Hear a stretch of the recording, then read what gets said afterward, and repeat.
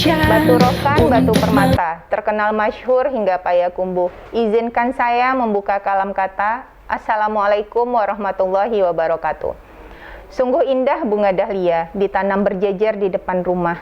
Teras rumah pintar pemilu kembali menyapa Anda untuk mewujudkan pemilu yang bermarwah.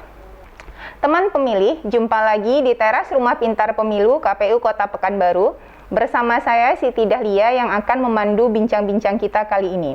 Dan kita akan membahas satu topik tentang persiapan pemilu dan pemilihan serentak tahun 2024. Bagaimana peran Kesbangpol dan KPU Kota Pekanbaru?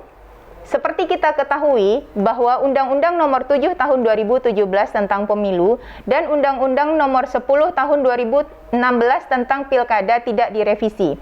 Rancangan revisi Undang-Undang Pemilu dan Pemilihan ditarik dari Prolegnas DPR RI. Sesuai dengan Undang-Undang 2017 dan Undang-Undang Nomor 10 Tahun 2016, pemilu dan pemilihan serentak selanjutnya akan dilaksanakan pada tahun 2024. Sementara pembahasan jadwal pemilu masih belum tuntas dibahas di RDP antara DPR RI, pemerintah yang diwakili Mendagri, KPU, Bawaslu, dan DKPP. Dengan demikian, penetapan dimulainya tahapan pemilu ikut tertunda juga. Sekarang, publik sama-sama menunggu kapan ketuk palu pelaksanaan tahapan pemilu serentak tahun 2024 akan dimulai. Pun demikian, KPU sebagai penyelenggara pemilu tentu sudah memiliki ancang-ancang untuk menghadapi pemilu 2024. Sesuai dengan Undang-Undang Pemilu, tahapan harus dimulai paling lambat 20 bulan sebelum hari H. Setali tiga uang, Kesbangpol sebagai lembaga pemerintah yang memiliki tugas untuk membangun kondisi demokrasi dan politik kebangsaan yang lebih baik, tentu juga memiliki perencanaan untuk menyambut pemilu 2024. Apa saja persiapan, tantangan, dan peluang dalam menyambut pemilu 2024 tersebut, kita akan bentangkan satu persatu. Teman pemilih, telah hadir bersama kita dua orang narasumber yang sudah berkompeten di bidangnya. Yang pertama yaitu Kepala Badan Kesbangpol Kota Pekanbaru, Bapak Zulfahmi Adrian APMSI. Assalamualaikum Pak, apa kabar Pak? Waalaikumsalam warahmatullahi wabarakatuh. Alhamdulillah kabarnya baik sekali. Alhamdulillah. Dan narasumber kita yang kedua yaitu Ketua Divisi Sosialisasi, Pendidikan Pemilih dan Partisipasi Masyarakat KPU Kota Pekanbaru, Ibu Dr. Randa Yeli Noviza. Assalamualaikum Ibu. Waalaikumsalam. Apa kabar Bu? Alhamdulillah sehat. Alhamdulillah sehat ya Bu ya. Baiklah teman pemilih, kita langsung aja ya untuk pertanyaan. Pertanyaan pertama ya minta sama Pak Zulfahmi dulu nih. Boleh nggak Pak diceritain? Boleh. Apa sih sebenarnya tupoksi Kesbangpol itu? Silahkan Pak.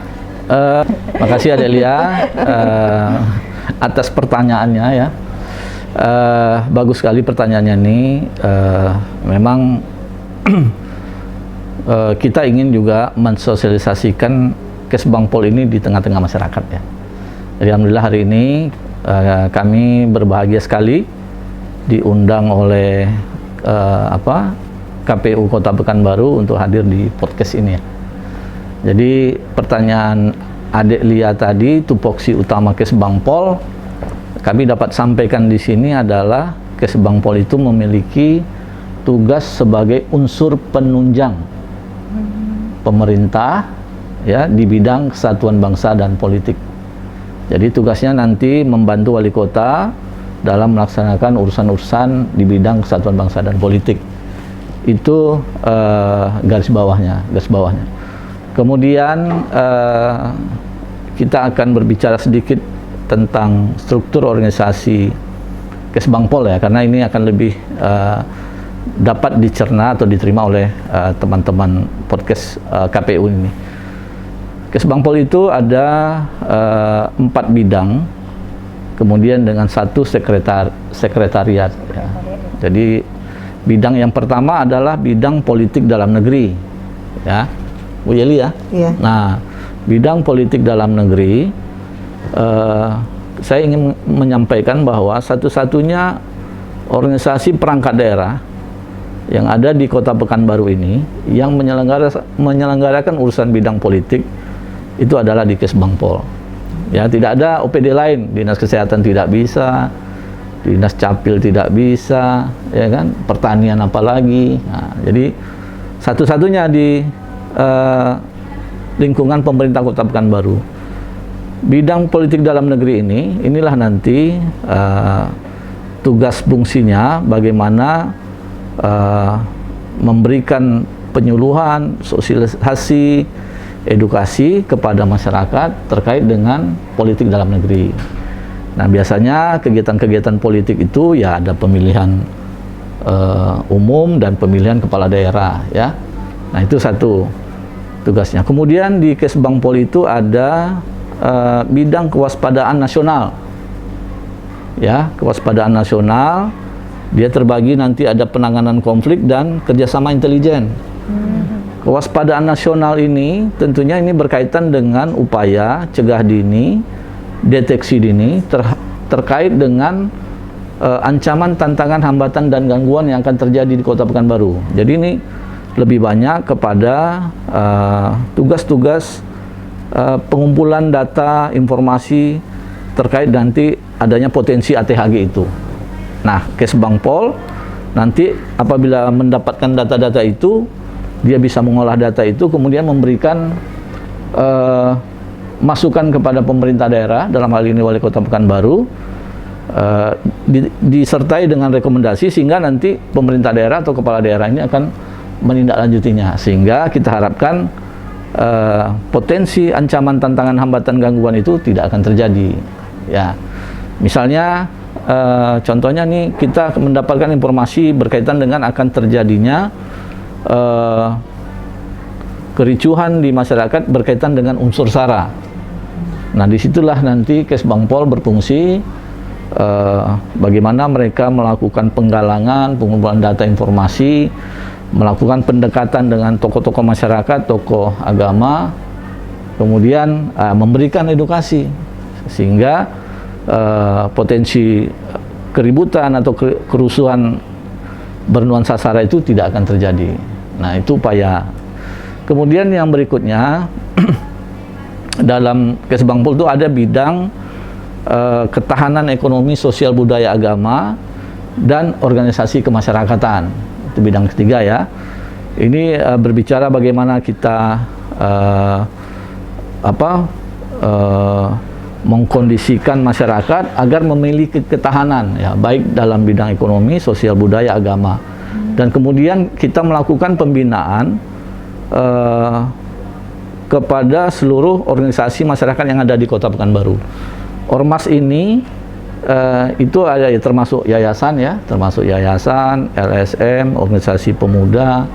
Nah, termasuk di dalam bidang ketahanan ekonomi, sosial, budaya, agama, dan organisasi kemasyarakatan. Bidang yang terakhir adalah bidang pembinaan ideologi Pancasila, ya, karakter wawasan kebangsaan dan karakter bangsa. Ini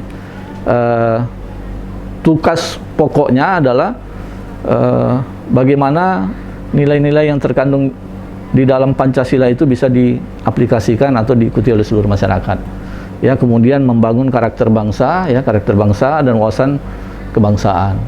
Nah, dapat kami katakan di sini bahwa Kesbangpol ini adalah OPD yang sangat strategis di lingkungan pemerintah Kota Pekanbaru karena dia meliputi seluruh bidang yang ada di dalam masyarakat. Ya, tidak ada OPD selain Kesbangpol yang tugasnya seperti Kesbangpol ini, Bu. Ya, jadi kalau luas ya tugasnya, Pak. Luas sekali. Jadi pembinaan kerukunan umat beragama, ya, kemudian pembauran kebangsaan berkaitan dengan narkoba, bahaya, pencegahan bahaya narkoba, kemudian radikalisme, terorisme, kemudian berita hoax, kemudian termasuk juga kegiatan politik dalam negeri yang hari ini kita akan bahas di sini. Nah, untuk mendukung kerja-kerja bidang itu, kita dibantu oleh sekretaris. Nah, satu orang sekretaris yang membawa sekretariat yang di sana berisi nanti ada penyusunan program, ada keuangan, dan ada administrasi. Jadi itu sedikit tupoksi dari Kesbangpol. Nah, saya katakan Kesbangpol ini, kalau saya biasa menyebutnya Bu Eli, sama dengan OPD Sapu Jagat nih. Jadi semua unsur dia masuk, semuanya masuk dia. Berkaitan dengan politik, ya. Berarti termasuk, maaf ya Pak Kaban, kalau boleh saya ngajukan boleh, pertanyaan. Iya. Ya Bu, silakan. Berarti Kesbangpol juga ngurusi partai politik dong? Iya, termasuk. Karena kita berkaitan dengan bantuan keuangan yang akan kita berikan kepada partai politik. Nah, artinya bantuan keuangan itu juga menjadi tanggung jawab moral kita, pemerintah Kota Pekanbaru melalui Kesbangpol, untuk dipergunakan sesuai dengan ketentuan yang ada. Jadi ada kaitannya partai politik dengan kita. Nah, kemarin kami sudah ngajak melakukan pertemuan dengan seluruh partai politik yang ada di Kota Pekanbaru, yang ada yang ada perwakilannya di parlemen DPRD Kota Pekanbaru. Bukan 16 partai politik? Belum, masih 9. Oh gitu. Masih 9. Nah, karena kita masih berkaitan dengan Bankio yang akan kita berikan kepada partai politik tersebut. Jadi itu juga nanti untuk pengawasan yang penggunaan anggarannya juga Kesbangpol juga? Kesbangpol, ya. Nah, itu Delia. Oke, makasih ya Pak ya untuk penjelasan tupoksinya, sangat jelas. Oke, pertanyaan pertama buat Bu Yeli. Ini Bu, apa evaluasi utama dari pelaksanaan pemilu 2019 dan Pilkada 2017 di Pekanbaru? Bagaimana perkembangan terkini tentang persiapan pemilu dan Pilkada 2024? Dan apa aja agenda yang udah dirancang oleh KPU untuk menghadapi pemilu dan Pilkada 2024 tersebut? Silakan Bu. Oke, izin ya Pak Kaban. Iya, silakan. Jadi mungkin terlebih dahulu saya akan jelaskan dulu yang 2017 ya. Kalau 19 baru berlalu. Yang pada tahun 2017 kita melaksanakan pemilihan kepala daerah, itu pemilihan wali kota Pekanbaru, yang insya Allah bulan 5 nanti IMJ-nya selesai ya, 5 tahun selesai tugas beliau. Jadi pada Pilkada 2017 mungkin yang sangat menggores di hati kita penyelenggara ya, khususnya Pak Kaban, dengan rendahnya partisipasi masyarakat, 51,9%, nah, di angka 51,9%. Untuk boleh dikatakan Pekanbaru termasuk di salah satu kota yang rendah di Indonesia pada saat itu. Jadi sebetulnya kita sudah berusaha ya, sudah maksimal rasanya melaksanakan sosialisasi dengan merangkul seluruh stakeholder yang ada di pemerintah kota, dengan merangkul organisasi-organisasi masyarakat, dengan merangkul anak-anak muda. Tapi kenyataannya karena ini kita ibu kota provinsi Riau, ternyata hanya 51,9% tingkat partisipasi kita. Jadi dari pengalaman tersebut, kami KPU juga akhirnya melaksanakan semacam rapat evaluasi ya dengan stakeholder dan seluruh masyarakat yang diundang pada waktu itu untuk evaluasi pelaksanaan Pilkada tahun 2017. Ternyata karena kita ini memang tingkat perkotaan dan berdasarkan hasil riset yang dilaksanakan oleh KPU, banyak faktor yang menyebabkan mengapa rendahnya tingkat partisipasi di Kota Pekanbaru. Mungkin banyak masyarakat yang mungkin yang tidak sesuai ya dengan calon-calon yang maju waktu itu salah satunya. Juga ada mungkin faktor tidak mau tahu siapapun yang akan jadi wali kota, toh kita akan seperti ini saja. Nah, itu mungkin salah satu aspek yang mengakibatkan rendahnya tingkat partisipasi pada Pilkada 2017. Belajar dari pengalaman itu, jadi waktu itu kita duduk dengan Pak Asisten, dengan DPR, akhirnya KPU, Bawaslu, Pemerintah Kota Pekanbaru, DPR melaksanakan ajang sana ke salah satu kabupaten yang cukup tinggi tingkat partisipasinya di Indonesia. Tidak salah saya itu Tumohon. Rupanya di Tumohon itu memang cukup tinggi. Setelah itu pelaksanaan Pilgub di tahun 2018, insya Allah tingkat partisipasi kita memang cukup naik drastis ya waktu itu. Karena Pemerintah Kota mewajibkan kepada seluruh ASN untuk selfie dengan tangan yang sudah tercelup tinta. Jadi tidak ada ASN yang tidak datang ke TPS, tidak boleh keluar kota. Nah, jadi setelah datang ke TPS, mencelup jari dengan tinta, langsung selfie di tempat, kirim kepada petugas yang telah ditetapkan oleh Pemkab Pekanbaru. Insya Allah hal tersebut cukup mendongkrak tingkat partisipasi. Mungkin dengan itu. Jadi kalau pada tahun 2019 pelaksanaan pemilu, itu memang Pekanbaru paling tinggi. Paling tinggi. Nah, itu faktornya Kebalikannya? juga macam-macam mengapa tinggi. Mungkin ada faktor X ya yang membuat masyarakat mengapa datang ke TPS. Jadi yang jelas kalau pilkada itu kan memang calon kepala daerah waktu itu ada 5. Tapi kalau di pemilu kan banyak calon legislatif yang mendaftar di sana di seluruh dapil yang ada Kota Pekanbaru. Jadi seluruh caleg itu mungkin memanggil seluruh audiennya untuk datang ke TPS dengan berbagai macam faktor ya. Makanya memang berebut waktu itu orang ke TPS. Bahkan di seluruh kelurahannya ada di Kota Pekanbaru kekurangan surat suara. Karena masyarakat yang datang itu tidak semuanya masuk DPT. Jadi mereka menggunakan KTP. Sementara di regulasi KPU masyarakat yang menggunakan KTP di atas jam 12 itu dilayani selagi persediaan surat suara masih ada. Jadi kalau tidak ada surat suara gimana melayani kan gitu. Nah, jadi mungkin di sini kita juga saya lah sebagai divisi sosialisasi mengimbau masyarakat, ayo kalau memang tidak daftarkan diri Anda. Jangan nanti waktu hari H di TPS nama kita tidak ada di PT, kita datang menyodorkan KTP, surat suaranya sudah habis. Kan sayang sekali ya Pak Kaban ya. Jadi berdasarkan evaluasi pelaksanaan pilkada dan pemilu 2019, maka kami mungkin dari KPU juga jauh-jauh hari dari sekarang, ada berapa bulan ini, kita melaksanakan pemutakhiran data berkelanjutan, supaya jangan terulang kembali kekurangan surat suara di TPS. Karena kalau sudah kekurangan surat suara, sementara animo masyarakat untuk mencoblos itu cukup tinggi, akhirnya ada di beberapa TPS yang memang ada keributan kecil lah ya Pak kabarnya. Tapi insya Allah itu bisa kita atasi. Itulah untuk menanggulangi itu, jauh-jauh hari kita imbau kepada masyarakat yang belum terdaftar dalam DPT 2019, ayo daftarkan dirinya ke KPU Kota Pekanbaru melalui aplikasi Sidaku ya, Alia ya. Mungkin itu salah satu mungkin persiapan yang akan kami laksanakan terkait dengan kekurangan suara pada pemilu.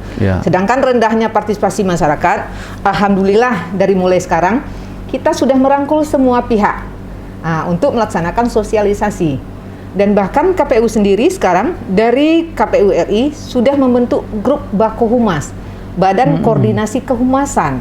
Nah, di sana yang tergabung seluruh stakeholder dan SKPD dan seluruh partai politik, media cetak, media elektronik untuk kita gabungkan di grup Bakohumas. Jadi seluruh informasi terkait tahapan pemilu kita akan sampaikan di grup tersebut. Itu salah satu persiapan ya menjelang pelaksanaan tahapan pemilu yang akan diketuk palu oleh DPR. Jadi itu salah satunya mungkin dari sisi tingkat partisipasi, dari sisi kekurangan surat suara yang pada pemilu yang lalu jangan sampai terjadi lagi di tahun 2024 nanti. Begitu juga dengan kawan-kawan kita di ad hoc, kita akan tetap mempersiapkan SDM kita supaya ad hoc di setiap tingkat itu meningkatkan integritasnya. Jangan sampai mungkin ada salah satu paslon atau salah satu caleg yang memang berbuat sesuatu untuk menguntungkan dirinya sendiri. Mungkin itu di samping itu juga kita dari KPU Pekanbaru memberikan penguatan internal, karena itu perlu sekali. Kalau sudah dalam tahapan, segala macam akan dilakukan oleh yang berkepentingan supaya dia untuk kepentingannya sendiri. Nah, jadi bagaimana untuk menjaga integritas tersebut? Mungkin itu setakat ini.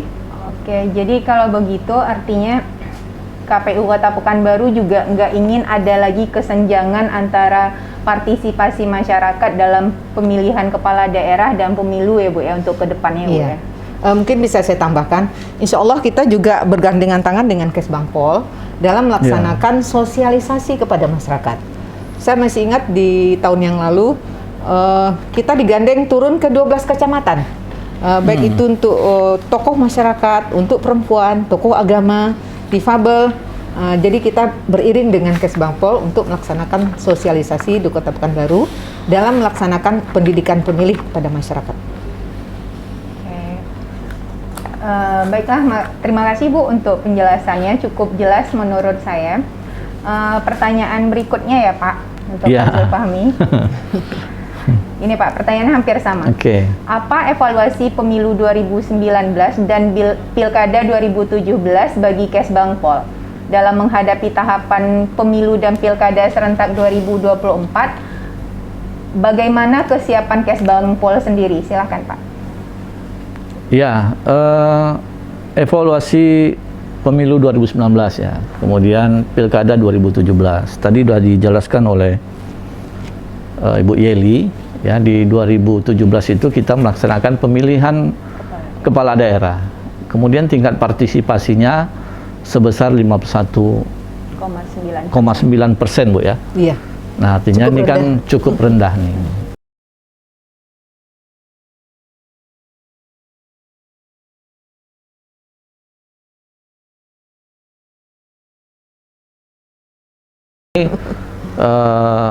Berarti kan ada sesuatu yang terjadi di sana. Kemudian di pemilu 2019 tadi juga disampaikan Bu Yeli bahwa partisipasi masyarakat dalam melaksanakan pemilihan, mengikuti pemilihan ini cukup tinggi ya. Di angka animo masyarakat cukup animonya 90% ke atas ya.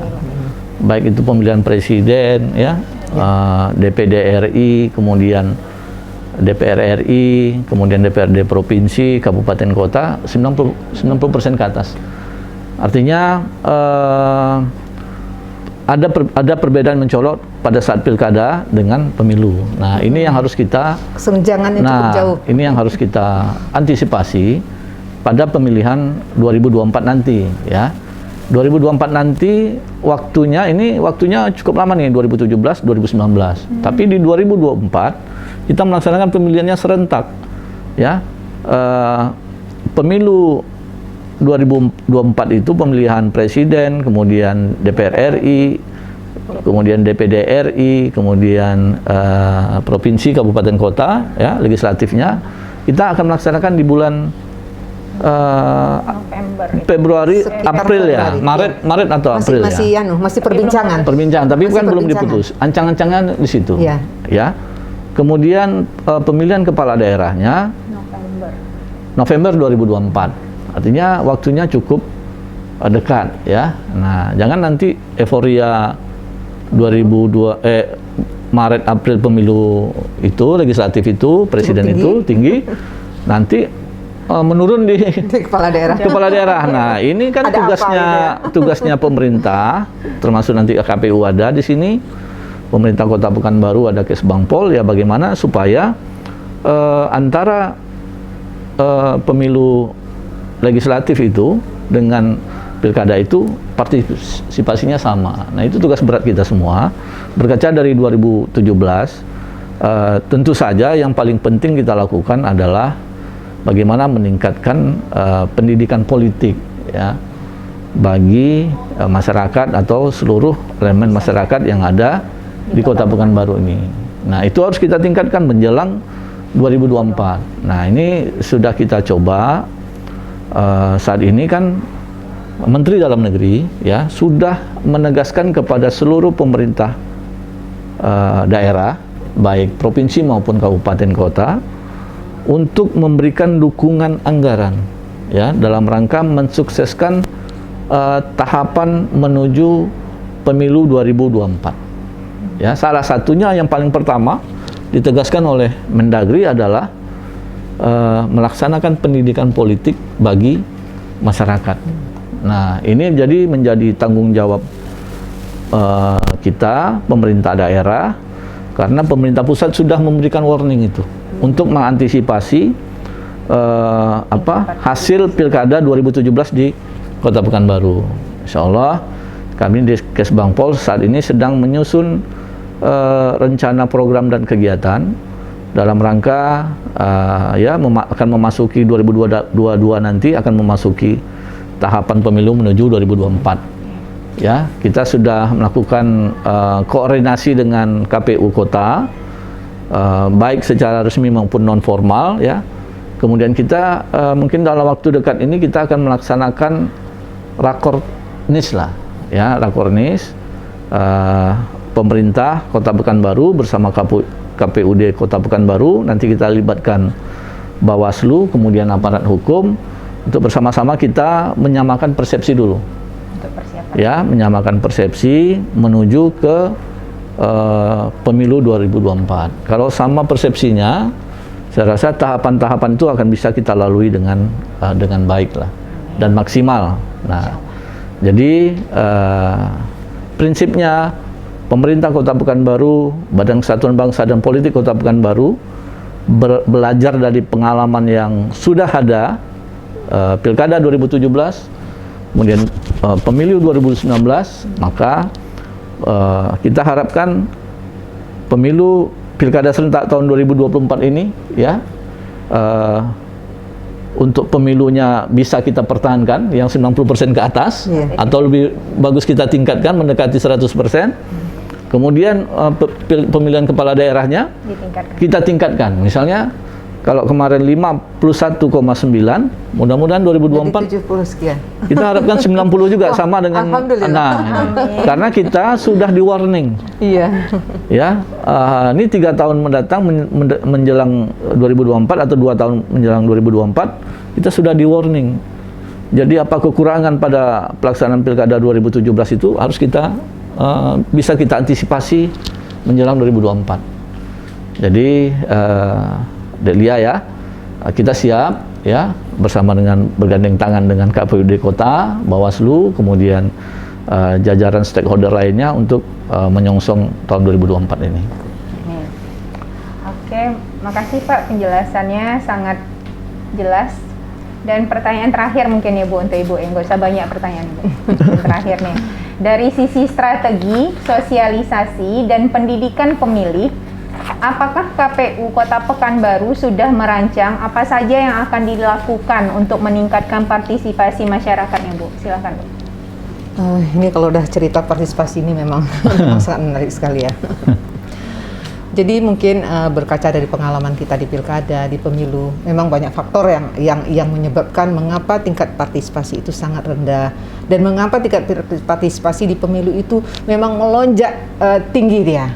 Karena dia kan memang kalau di pilkada hanya melibatkan 5 pasangan calon, sementara di pemilu itu memang banyak sekali yang dilibatkan. Bayangkan saja 16 partai politik di Kota Pekanbaru, ditambah sekian dapil yang ada di Kota Pekanbaru. Setiap dapil itu pasti ada caleg dari setiap partai yang 16 partai tersebut. Jadi mungkin harapan KPU nih ya, ini kan juga ada Pak Kaban nih, untuk partai politik yang mengusung calon-calon kepala daerah tersebut, mungkin juga melaksanakan sosialisasi lah mungkin kepada audiennya masing-masing. Siapa kira-kira yang memang dirasakan misalnya daerah ini, oh ini nih daerah saya nih, ayo diajak masyarakat tersebut melaksanakan sosialisasi, berikan pendidikan pemilih. Bagaimana supaya mereka mau datang ke TPS? Karena untuk meningkatkan partisipasi itu bukan hanya tanggung jawab KPU, tanggung jawab pemerintah, tanggung jawab KPU, tanggung jawab seluruh masyarakat, dan tanggung jawab partai politik. Kalau KPU saja yang melaksanakan sosialisasi rasanya tidak pas dia ya, karena memang di undang-undang itu tingkat partisipasi itu memberikan pendidikan pemilih kepada masyarakat itu adalah tanggung jawab semua pihak. Partai politik, pemerintah, kalau kita di Pekanbaru, pemerintah Kota Pekanbaru mungkin melalui Kesbangpol, dan kita KPU sendiri memang mempunyai tanggung jawab bagaimana untuk meningkatkan partisipasi baik itu di pilkada maupun di pemilu. Kalau pemilu kita bisa berbangga hati karena memang tingkat partisipasinya cukup tinggi. Tapi mungkin ada faktor X mungkin ya. Nah, yang penting di situ mungkin kita akan melaksanakan sosialisasi bagaimana menjadikan pemilih cerdas.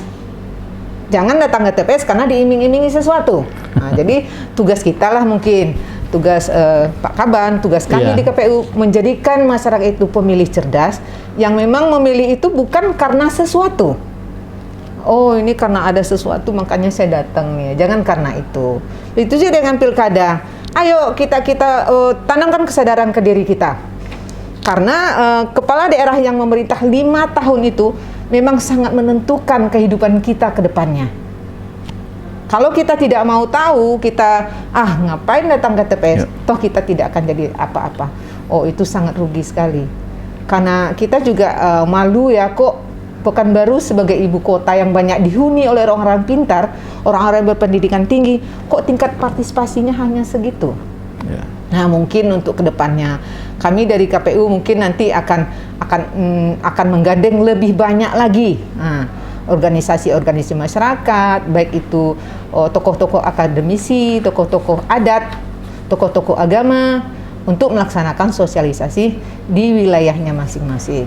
Kok banyak orang pintar ya Pak kabarnya, tingkat partisipasinya rendah sekali. Iya, kota Apakah, kan? Iya, apalagi kita ini kan kota nih. Kota Pekanbaru, barometer. Rata-rata pendidikannya memang SMA ke atas ya. Iya. Bahkan banyak yang memang sudah menjalani pendidikan tinggi, ada masuk perguruan tinggi, kok tidak mau tahu dengan bagaimana masa depan Kota Pekanbaru ke depannya. Iya, betul. Jadi mungkin kita dari KPU mungkin nanti akan menggandeng seluruh SKPD dengan bekerjasama dengan pemerintah Kota Pekanbaru, bagaimana kita meningkatkan tingkat partisipasi.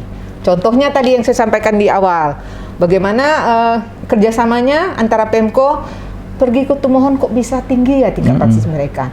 Itu salah satu trik, dengan selfie dengan tangan yang sudah tercelup tinta. Mungkin ada hal-hal lain nanti yang memang, apalagi untuk ASN ya, bagaimana supaya mereka pagi itu datang dulu ke TPS. Kalau mau kemana-mana setelah itu ya terserah, kan gitu. Ya. Dan bagaimana kita mengetuk hati tokoh-tokoh masyarakat, tokoh-tokoh adat, tokoh-tokoh agama untuk mengajak kaumnya masing-masing untuk datang ke TPS, untuk mendukung calon-calon yang memang mereka mempunyai visi misi untuk kemajuan Pekanbaru 5 tahun ke depan. Jadi intinya peningkatan partisipasi masyarakat ini bukan cuma tanggung jawab KPU saja ya Bu ya, tapi Iya, tanggung jawab semua semua pihak. ya Bu ya. Semua pihak. Oke. Baik. Jadi bisa saya tambahkan di sini. Jadi ada 4 aktor sukses pemilu 2024 nanti. Oke. Yang pertama itu adalah penyelenggara pemilihan. Ya, penyelenggara pemilihan ini ya KPU, Bawaslu, ya kan, kemudian DKPP. Ya, maksudnya supaya nanti penyelenggara pemilihan ini mereka harus on the track ya pada tugas, fungsi dan kewenangannya. Kemudian bertindak netral dan berintegritas. Kemudian menjamin hak pilih setiap masyarakat. Itulah yang disampaikan tadi.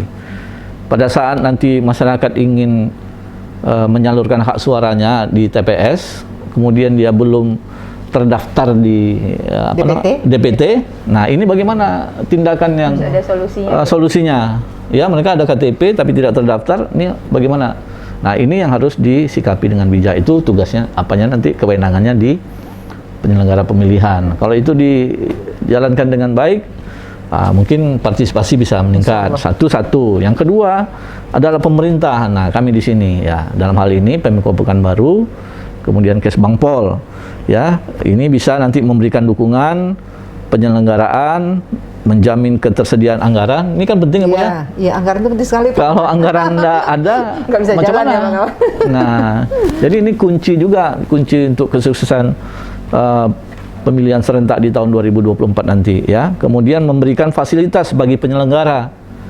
Nah, misalnya kendaraan operasional, kalau nggak didukung oleh pemerintah, KPU-nya nggak jalan, ya kan? Jadi ini juga peran-peran yang bisa diberikan oleh pemerintah untuk kesuksesan pemilu 2024. Kemudian ada peserta pemilihan. Nah, peserta pemilihan ini nanti nih ya, setelah nanti tahapan dibuka ada pencalonan, ya mereka nih partai politik, caleg dan paslon. Mereka harus mendeklarasikan taat prosedur dan mekanisme pemilihan. Ya kan, jangan mencuri star Bu ya, Nggak boleh. Nggak boleh kan? Itu Bawaslu. Nah, ini ada Bawaslu nanti nih, curi star belum apa-apa udah pasang baliho pilih kita. Nah, itu. Di fluid Bawaslu. Jadi memang harus punya integritas lah gitu. Integritas, dedikasi terhadap aturan yang berlaku ya. Kemudian mengikuti proses pemilihan dengan baik, siap menang dan siap kalah. Ya. Kadang siap menang aja, Kalah enggak ya? siap kalah tidak. Ketemu di MK ya. Ketemu di MK. Nah, ini juga harus sikap-sikap yang harus dimiliki oleh peserta pemilihan. Terakhir adalah masyarakat. Nah, masyarakat harus cerdas tadi Ibu bilang. Ya, pemilih cerdas, pemilu berkualitas.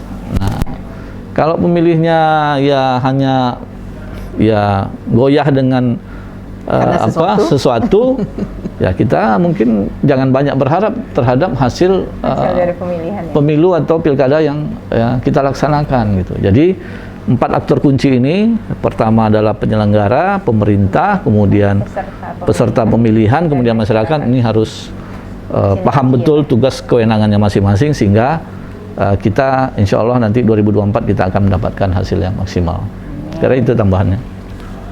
Oke, ini yang terakhir nih Pak. Berhubung tadi kita juga udah menyinggung soal partisipasi, ini bukan cuma tanggung jawab KPU aja. Nah, pertanyaannya, apakah memungkinkan dibangun sinergi antara KPU dan Kesbangpol untuk melakukan pendidikan pemilih khususnya di Kota Pekanbaru, Pak? Oh ya, tentu kalau ini sangat dimungkinkan, ya, sangat dimungkinkan sekali karena kita itu harus mengajak seluruh elemen yang berkaitan dengan kegiatan pemilu untuk bersama-sama mensukseskan pemilu. Tadi saya bilang ada 4 aktor itu, kunci kesuksesan pemilu. Ada penyelenggara, ada pemerintah. Nah, penyelenggara dalam hal ini KPU, kemudian pemerintah ini Kesbangpol, ya. Tentunya kalau untuk melakukan pendidikan pemilih ini, ya ini memang udah menjadi tugas kita bersama-sama. Nah, dulu kami pernah mengajak KPU, kemudian Disduk Capil dan BPS, Bu, ya, untuk melakukan MOU terkait dengan pemutakhiran data kependudukan. Alhamdulillah kita sudah inisiasi, tetapi data kependudukan itu sudah valid kayaknya, sudah disampaikan oleh Bu Irma, ya, Sekretaris Capil, dan mudah-mudahan nanti ada kepastian terkait dengan jumlah penduduk yang ada di sini. Nah, terkait dengan pendidikan pemilih khusus atau pemilih pemula, nanti kita akan bersama-sama dengan KPU, ya, mana daerah-daerah yang tadi 51% itu kan harus kita bagi habis lagi. Mana kecamatan yang partisipasinya tinggi, mana kecamatan yang tidak. Nanti dari kecamatan yang tidak ini kita lihat mana kelurahan yang partisipasinya tinggi, mana yang rendah. Nah, yang rendah-rendah ini bisa kita nanti berkolaborasi dengan KPUD Kota Pekanbaru, kita melakukan edukasi, melakukan sosialisasi, atau kalau perlu kita melakukan simulasi. Nah, minimal misalnya gini, ada pemilihan, ya kita ibaratkanlah dengan pemilihan ketua OSIS, ya, di SMA. Nah, kita buat sambil kita melakukan edukasi, kita langsung praktekkan di sana. Nah, bisa kita libatkan KPU dengan pola yang seperti pada saat kita melakukan pencoblosan surat suara. Nah, itu hal-hal yang baru itu, hal-hal yang menarik itu barangkali bisa masuk di dalam pendidikan pemilih khusus ini atau pemula ini. Gitu. Ada yang mau Ibu tambahkan? Mungkin saya mau ada sesuatu ya Pak Kaban yang harus saya sampaikan. Jadi mungkin untuk menghadapi tahapan pemilu di tahun 2024 nanti, kita akan mudah-mudahan tahun depan 2022 kita sudah mulai tahapan.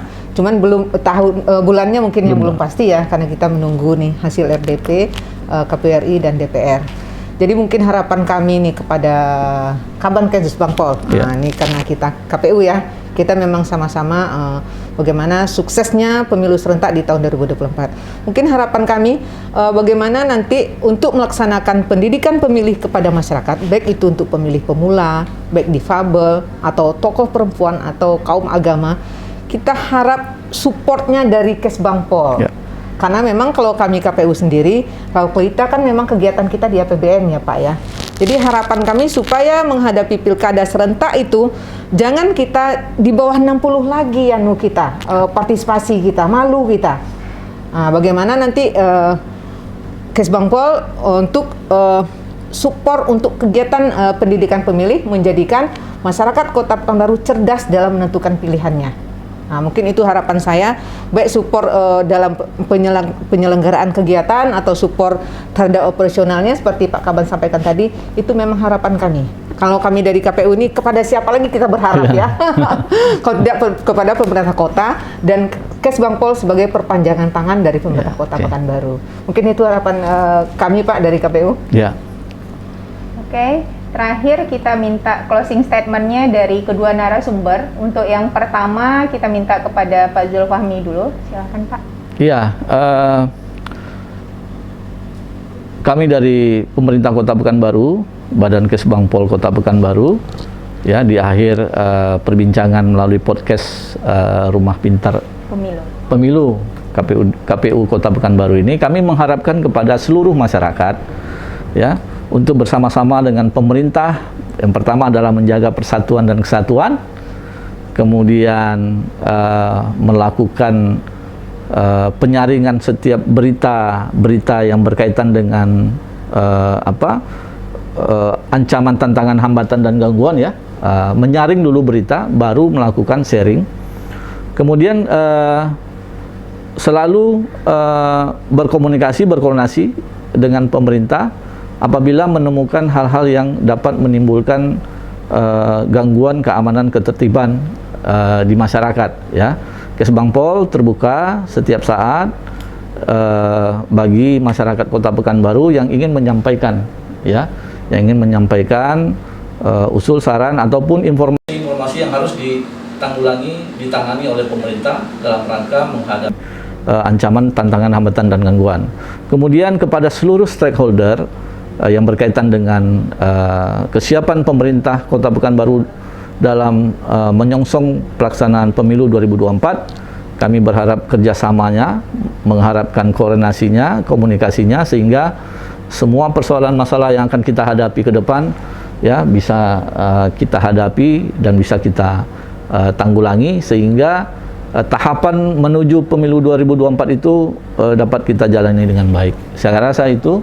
Terima kasih. Assalamualaikum warahmatullahi wabarakatuh. Terima kasih Pak untuk closing statement-nya. Yang selanjutnya kita juga minta closing statement dari Ibu Lili. Silakan Bu. Kami dari KPU Kota Pekanbaru siap melaksanakan tahapan pemilu serentak tahun 2024. Insya Allah kita akan seluruh jajaran KPU akan melaksanakan pemilu yang berintegritas. Nah, cuman harapan kami kepada masyarakat, ayo ini sosialisasi yang pertama ya dari tahapan, ayo bersama-sama yang belum terdaftar di DPT 2019, ayo daftarkan dirinya ke KPU. Karena KPU Pekanbaru sudah meluncurkan Sidaku, aplikasi Sidaku. Silahkan buka di aplikasi di nanti kita bikin gitu ya. Silahkan masuk ke aplikasi Sidaku untuk mendaftarkan dirinya. Supaya nanti setelah di hari H jangan sampai diri Anda tidak terdaftar kembali di DPT, karena itu salah satu untuk memberikan hak kita sebagai warga masyarakat. Bagaimana untuk suksesnya Kota Pekanbaru ke depan. Terima kasih. Terima kasih Ibu untuk closing statement-nya. Baiklah teman pemilih, usai sudah bincang-bincang kita kali ini dengan dua orang narasumber. Terima kasih kepada narasumber yang telah hadir. Kepada teman pemilih, jangan lupa untuk terus dukung channel YouTube KPU Kota Pekanbaru dengan cara like, comment, share, dan subscribe. Tetap jaga kesehatan. Mari sama-sama kita sukseskan pemilu dan pemilihan serentak tahun 2024. Karena tadi saya buka dengan pantun, maka saya juga akan tutup dengan pantun. Apa tanda Encik dan Puan bermadah, berbohong dan fitnah dibuat jangan. Apa tanda pemilu bermarwah, politik uang dibuat jangan. Wassalamualaikum warahmatullahi wabarakatuh.